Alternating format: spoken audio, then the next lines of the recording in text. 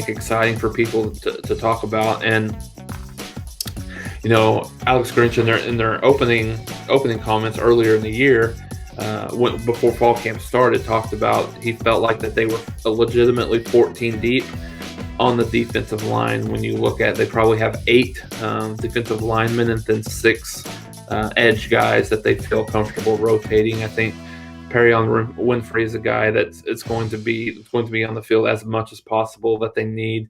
It looks like Jalen Redmond, which again is a kind of a sight for sore eyes in terms of Oklahoma fans and looking at who can play and who can compete for the starting job. It looks like Jalen Redmond at this point has really kind of solidified himself as that other tackle. And right now, if the season were to start today, I think he would be in the starting rotation. But you've got 6 more guys that will be battling for playing time. Jordan Kelly is a guy that you hear a lot about. LaRon Stokes is a guy that's has been there for a long time, but he is a guy that's playing really well. You've got Kelvin Gilliam as a true freshman who looks the part and is going to be in that rotation, and then Isaiah Coe is a junior college guy who'll be in that rotation.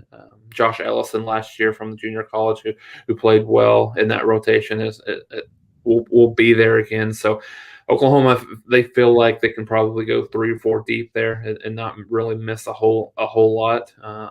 Then when you move on to the defensive end position, you've got guys like Isaiah Thomas that'll be there. He'll probably move inside to outside. He's a guy that will kind of move in and out a little bit, but he's still an edge guy right there. Who's the one of the big leaders overall on the team, is taking more of a vocal leadership of the overall defense this year. You also got a guy like Nick Benito, again, kind of the same thing. He's played well, and I think one of we talked a lot about last week, Mark, just in terms of some of the true freshmen that might make a mark. And I've heard Clayton Smith is a guy that has really come on over the last few days in practice, and kind of that light is coming on for him. So I feel like he'll be in that rotation as well within a few. Marcus Stripling is another guy that will play a lot as well. So. And I think as you move towards the back half of the defense, that linebacker David Abuebu is a guy that really seems to look more like a guy that can really be that middle linebacker that Oklahoma more in the mold of a Kenneth Murray that they've had in the past. Maybe he has an opportunity for him to kind of showcase himself, and as opposed to more of kind of a 50-50, timeshare situation last year. And the cornerbacks, again, are another group that has, traditionally struggled, but Oklahoma has a lot more depth and a lot more athleticism at those positions. DJ Graham is a guy that we've seen a lot of in fall here that has, there was a video the other day where he made a one-handed interception in the end zone over Theo Weiss, and a guy that has a lot of athletic ability coming over. Came to Oklahoma as a wide receiver. They moved him over to the defensive side of the ball and played a lot towards the end of the year. So I think he's a guy that you can pretty much pin in as a starter for the Sooners, and really a guy that could be a difference maker in the back half. And then, one of the kind of, maybe not odd, but I think one of the interesting parts for this defense in terms of what Grinch will want to do and getting his 11 best players on the field is a guy like Justin Harrington. I think, looking at him, he's a little bit more athletic and a little quicker than I think a lot of people anticipated. He's got the size. He's 6'3", 6'4". So I think it'll be very interesting to where Grinch puts him. Right now he's working at cornerback.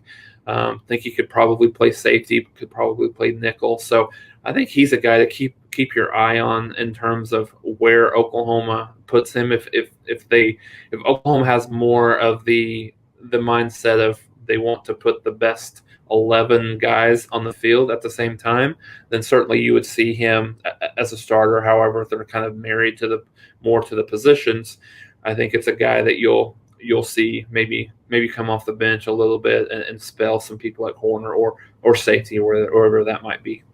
The 14 guys are around the defense. Of course, Grinch will rotate those guys on the defensive line probably a little bit more than he'll do at the linebacker and in the back end. So I don't. I honestly don't think it's him blowing smoke and thinking that they have 14 guys up front that will rotate. Now, granted, when you get to a game, a Texas, a TCU and Oklahoma State, yeah, you're probably going to see those guys, sub in maybe a little bit less frequently. I think they've got more bodies on the front half than they do on the back half in terms of that. I don't see them. I think you probably got about in the secondary. You probably got 6 guys that probably rotate pretty regularly. So I would think they feel good about the first probably 18 to 19 kids overall at in terms of the defense and for the question, I think here Bryson Washington is a kid that is not progressed. I think physically and kind of on the field as quickly as a lot of people would have thought he would, but I think he's a guy that they're going to need to count on to maybe give them some minutes this year. I would say if there's any question on depth on the defensive side of the ball, I think safety is probably that biggest question. Mark, when you look at, you probably have Delaire Turner-Yell as one of your starters at the safety position. It looks like Key Lawrence might be that other guy with Pat Fields maybe kind of being the swing guy and rotating in. But after that, Bryson Washington might be a guy that needs to play some snaps for Oklahoma. So how he wasn't as far along as I would have thought he would be in the spring. Haven't really seen a whole lot of him in the fall, but yeah, he's a guy that's going to need to play some minutes for Oklahoma in some capacity, I think, this year.